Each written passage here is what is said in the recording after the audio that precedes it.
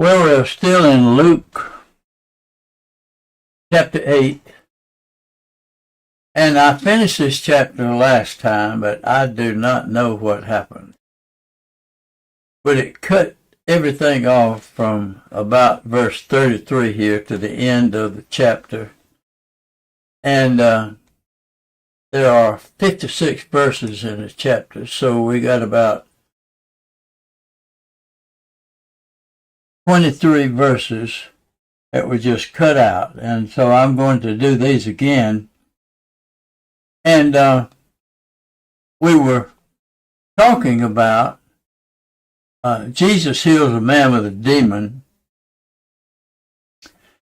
And when the devils went out of the man, they entered into the swine, and the herd ran violently down a steep place into the lake, and they were choked.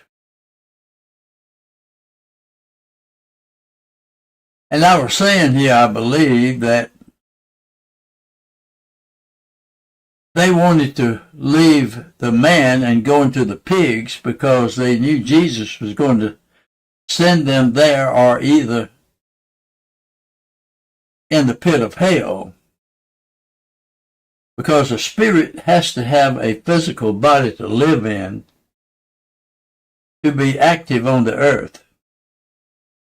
If there's no physical body, there's no spiritual activity on the earth. And it's just like Jesus Christ, the Son of God, lives in us and we in him. We are the body of Christ, and he uses our body to see because he gave his body on the cross. He shed his blood. He sacrificed his body.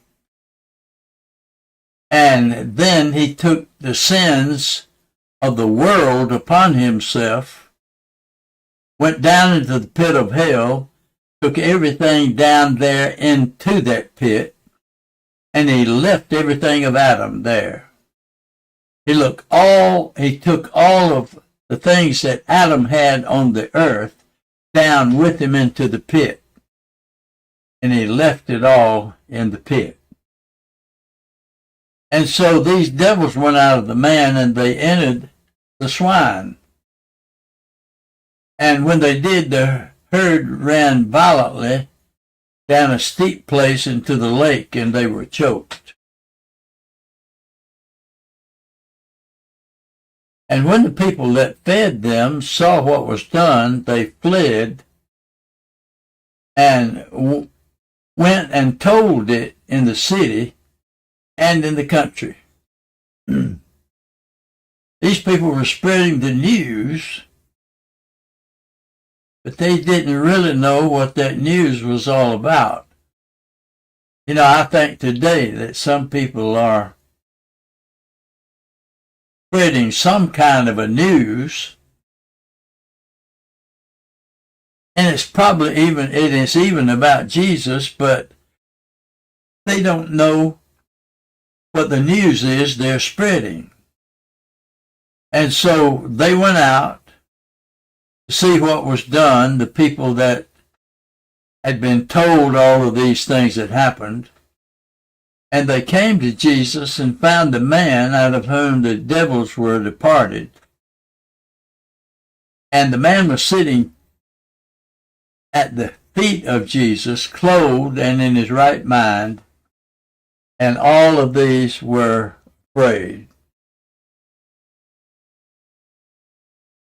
They also, which saw it, told them by what means he that was possessed of the devils was healed.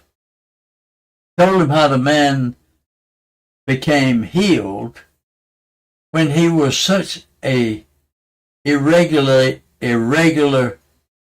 individual in that community. Possessed of devils, but now healed. Then the whole multitude of the country of the Gadarenes round about besought him to depart from them. Now, here, these people came out and they were afraid. They were stricken with great fear. And then Jesus went up to the ship. He didn't debate the matter. They wanted him to leave, so he was going to leave. And he returned back again to where he came from. And now the man out of whom the devils were departed besought him that he might be with him, but Jesus sent this man away, saying, Return to thine own house, and show how great things God has done unto thee. And so the man went his way, and he published throughout the whole city how great things Jesus had done for him. This is a tremendous story if we read it and think about what we've read. And it's just another day in the life of Jesus.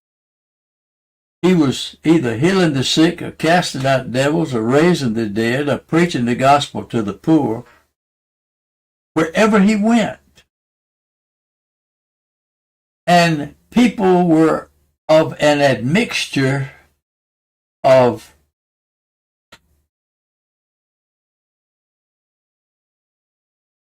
attitudes. Some received him with glee, but these had wanted him to leave. They couldn't stand for Jesus to be around after the things that had happened. Why? Because they didn't understand. They were not able to decipher these things.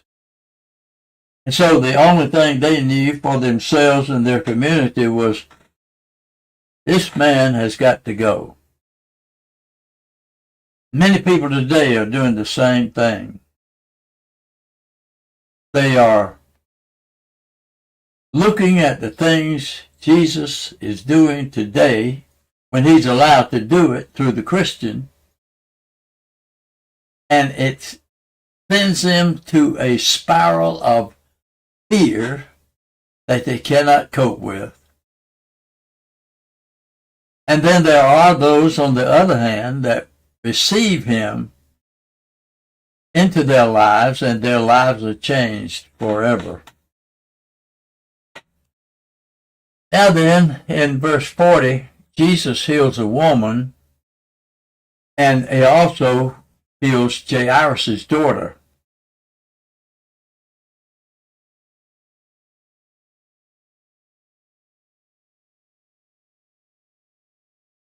The Bible says here that it came to pass that when Jesus was returned into Capernaum, the people gladly received him, for they were all waiting for him. Now there are those that had just asked him to leave because they were fearful of what had happened. But many, on the other hand, on the other side of the lake, were waiting for Jesus. And behold, there came a man named Jairus. He was a ruler of the synagogue, and he fell down at Jesus' feet and besought him that he would come into his house. I can't but help to see the difference here. Some people were waiting for Jesus. Others saw the miracle that he did, but wanted him gone because of fear. I think these that were awaiting Jesus were awaiting him because of faith. You can see the fear on the one hand and the faith on the other hand. You can also see the things that Jesus did to this man that was possessed of the devil.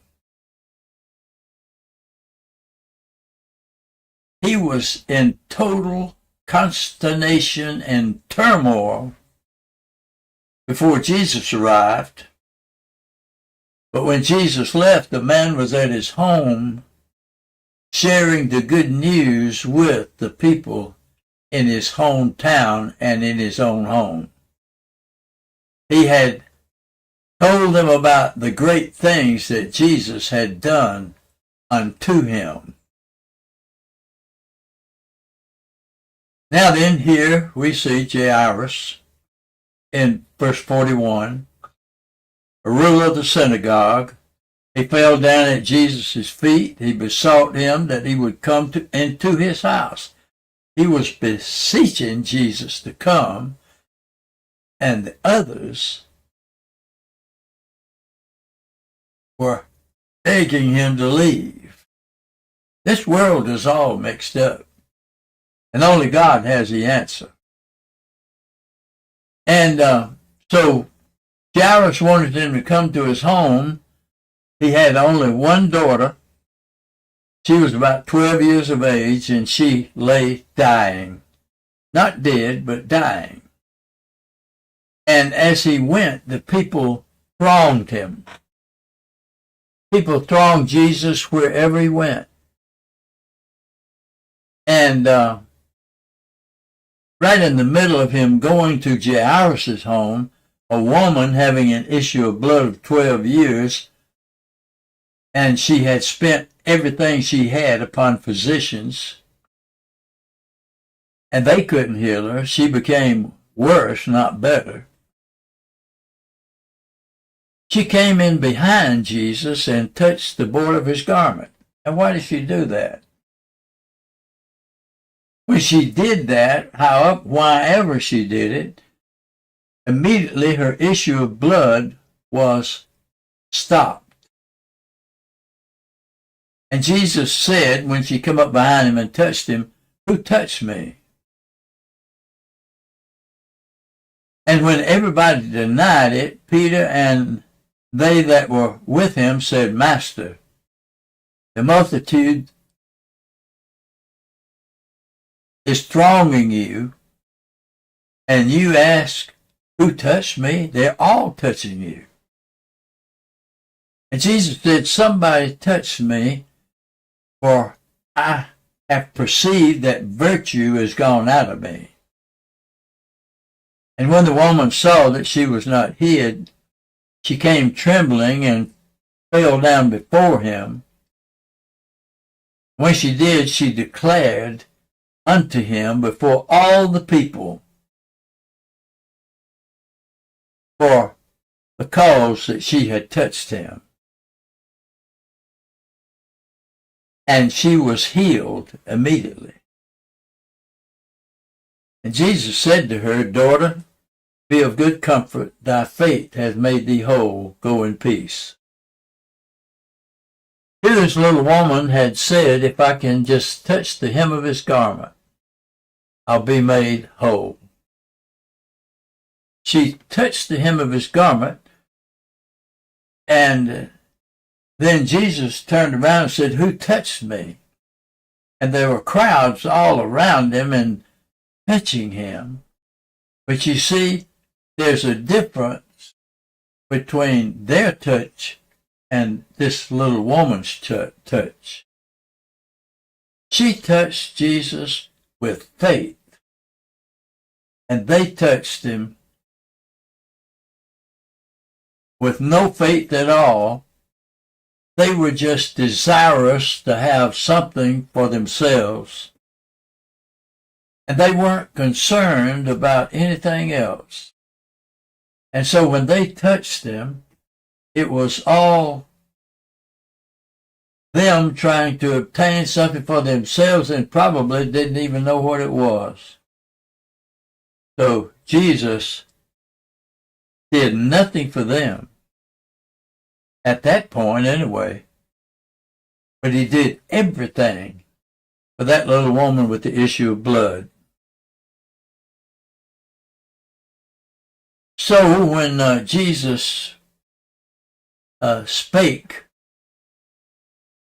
the ruler of the synagogue came to him, saying, others came to him, or one came to him from the synagogue, and said to him, your daughter is dead. Trouble not the master. But when Jesus heard it, he answered him, saying, fear not, believe only, and she shall be made whole. And when he came into the house, he suffered no man to go in, save Peter, James, and John, and the father and mother of the maiden, the little 12-year-old girl. And everybody was weeping and bewailing her, but Jesus said, weep not, for she's not dead, she's asleep. And they all laughed to scorn what he was saying, and knowing that she was dead. They knew that she was dead. Jesus said she's just asleep. And he put them all out, took her by the hand, and called, saying, Maid, arise. And her spirit came again, all the way from glory, and she arose straightway. It didn't take an hour, didn't take a minute. Immediately she arose from the dead when Jesus said, Maid, arise. And he commanded them then to give her meat to eat. And the parents were astonished. But he charged them that they should tell no man what was done. You know, I hate to be doing something in the Word and get stopped, especially at a halfway kind of thing like happened in this program.